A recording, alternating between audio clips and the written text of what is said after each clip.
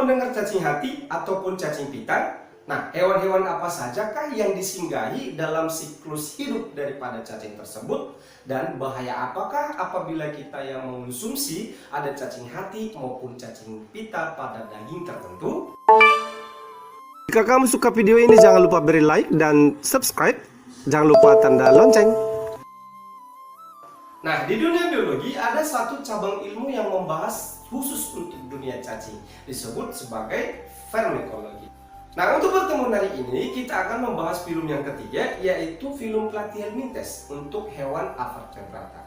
Oke, di mana Platyhelminthes ini berasal dari bahasa Yunani, yaitu ada kata platy artinya pipi dan helminthes artinya itu cacing. Nah, sehingga cacing Platyhelminthes disebut sebagai cacing pipi. Yang menjadi ciri-ciri daripada hewan Platyhelminthes, yang pertama tentu tubuhnya itu berbentuk pipi dan dia ini tidak memiliki rongga tubuh atau disebut hewan acelomata. Oke, cacing pipi ini merupakan hewan triplobastik yang paling pertama. Oke, triplobastik berarti sudah memiliki 3 lapisan tubuh. Dan cacing pipi ini itu nanti hidupnya ada hidup secara bebas, lalu ada juga hidupnya parasit atau menumpang pada hewan ataupun pada tubuh manusia. Oke ya. Nah, kemudian cacing pipi ini dia nanti memiliki sistem pencernaan yang dimulai dari mulut, kemudian masuk ke faring, kemudian kerongkongan, dan terusnya ada di bagian usus. Ya, ususnya nanti itu bercabang-cabang. Nah, bagaimana sistem pernapasannya? Yaitu ada nanti pernapasan melalui seluruh permukaan kulit yang terjadi secara difusi. Nah, kemudian sistem saraf hewan cacing pipi ini ada itu berpusat pada saraf ganglion ya yang bercabang-cabang seperti tali temali. Oke, nanti disebut sistem saraf tangga tali. Dan sistem ekskresi untuk cacing pipi ada yang disebut sebagai sel api atau flame cell. Nah, kemudian reproduksi cacing pipi ini itu terjadi secara aseksual maupun secara seksual. Akan tetapi ingat dulu bahwasanya cacing pipi juga merupakan hewan hermafrodit. Oke, di pertemuan minggu lalu di Solentrata Bapak sebutkan bahwasanya hewan hermafrodit tidak mampu membuahi diri sendiri, melainkan harus kawin silang. Masih ingat apa alasannya ya?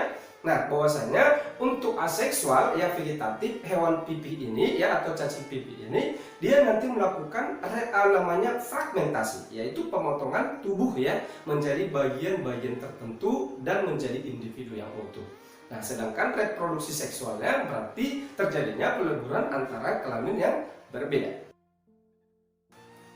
Pengklasifikasian cacing pipi atau Platyhelminthes ini nanti ada 3. Ingat aja kata TTC. T yang pertama yaitu Trematoda. Berikutnya yang kedua ada Turbellaria. Dan terakhir ada Cestoda. Ini adalah contoh daripada kelas cacing pita. Kelas yang pertama yaitu kelas Turbellaria. Salah satu contohnya yaitu cacing planaria. Lihat pada gambar di video di belakang Pak Leon ini. Ini adalah contoh dari planaria, di mana cacing ini merupakan hewan predator. Ya, predator berarti pemakan hewan juga ya, atau jentik-jentik ataupun larva udang dan sebagainya. Oke. Nah, hewan ini itu berada hidupnya di habitat air yang bersih ya, mengalir dan bersih. Adapun ciri-ciri dari cacing Turbellaria, hidupnya bebas, habitat di air tawar, berwarna bening, hitam ataupun keabu-abuan. Kepalanya berbentuk segitiga dengan bagian ekor meruncing. Panjang tubuh kurang lebih 5 hingga 25 mm dan memiliki silia sebagai alat bantu untuk pergerakan. Dan hewan ini pada umumnya pemakan hewan atau yang disebut sebagai hewan predator kecil. Contohnya adalah cacing planaria.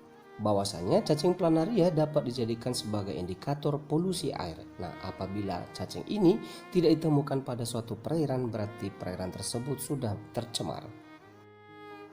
Dan dalam reproduksinya, cacing planaria memiliki daya regenerasi yang tinggi, artinya kemampuan untuk tumbuh menjadi individu baru dengan waktu yang singkat menghasilkan jumlah individu yang banyak.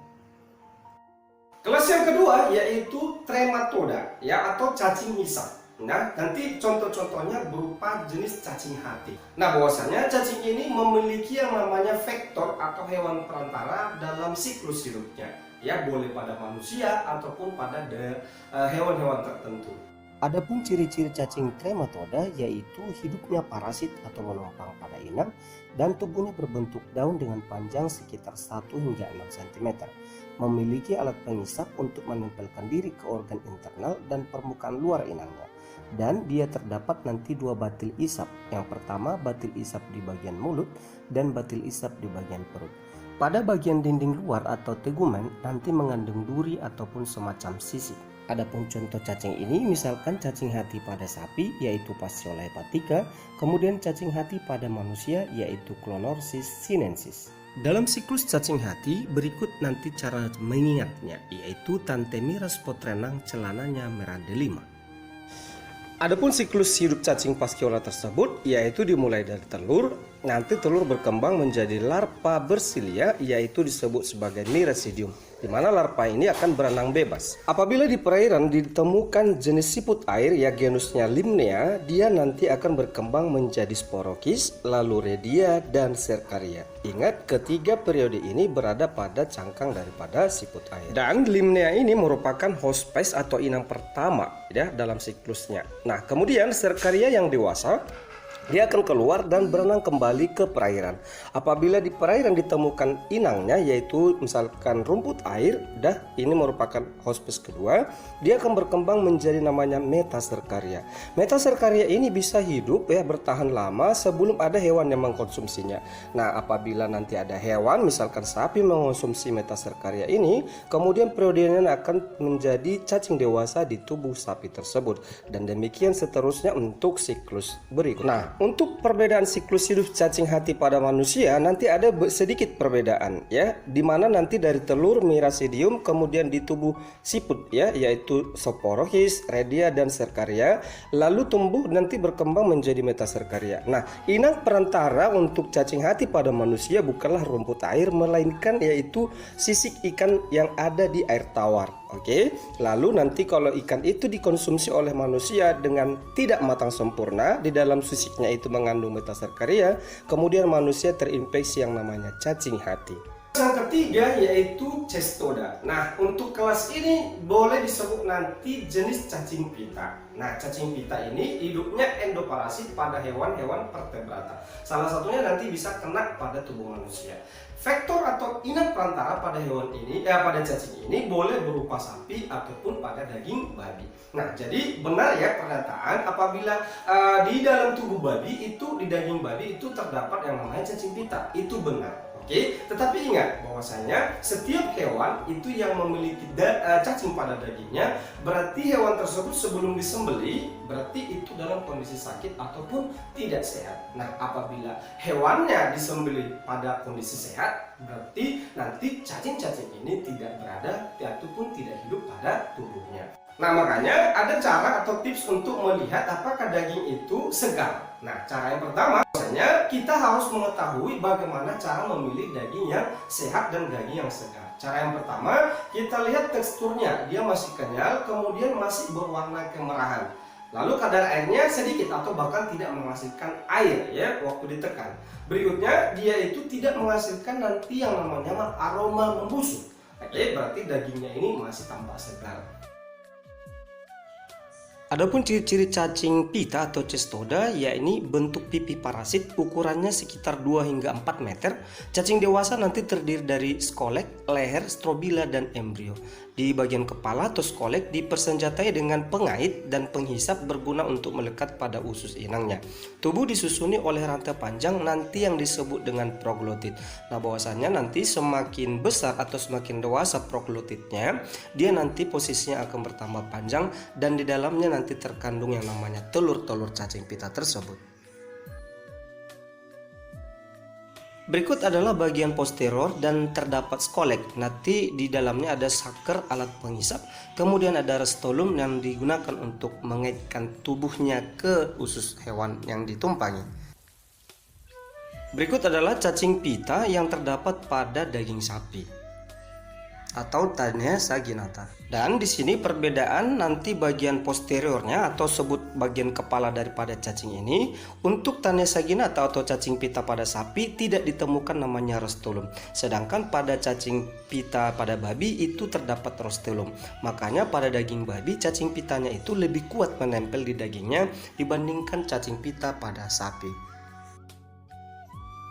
Siklus hidup cacing pita pada sapi atau Taenia saginata bahwasanya telur nanti dapat berkembang dia menjadi larva onkosper, nantinya itu berada pada usus daripada sapi.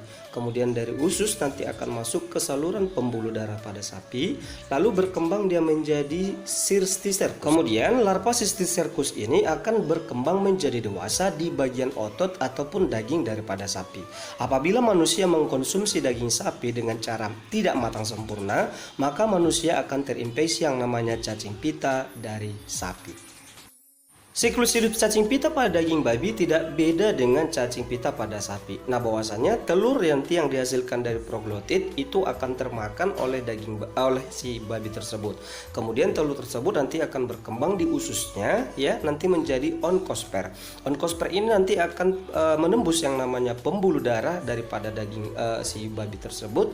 Kemudian dari pembuluh darah nanti dia akan berkembang menjadi cysticercus. Nah, cysticercus itu nanti akan melekat pada otot atau daging babi. Apabila kita mengkonsumsi daging babi dengan dimasak tidak matang sempurna, maka cacing dewasa yang di daging babi tersebut nanti akan masuk ke tubuh manusia. Peranan cacing pipi ataupun peranan Platyhelminthes, bahwasanya planaria merupakan salah satu sumber makanan bagi organisme perairan. Schistoma dapat menyebabkan skistomiasis, yaitu kekurangan jaringan organ seperti kandung kemih, ureter, hati, limpa, dan gagal ginjal. Clonorchis sinensis itu menghisap darah manusia, yaitu penyebab cacing hati pada manusia. Paragonimus species, parasit pada paru-paru manusia, dapat menyebabkan sesak bila bernapas, batuk kronis, dahak bercampur dengan berwarna kecoklatan, ya, di dalamnya sudah mengandung telur cacing. Kemudian Fasciola species, ya, parasit pada saluran pencernaan, menyebabkan hambatan makanan yang dikonsumsi. Taenia saginata, ya, dapat menyebabkan taniensis, ya, sebab menghisap yang namanya sari makanan di usus halus manusia. Dan Fasciola hepatica menyebabkan fasciolisis, yakni parasit pada hewan ternak yang menyebabkan nafsu makan turun, kemudian kurus, selaput lendir pada mata, dan menyebabkan diare.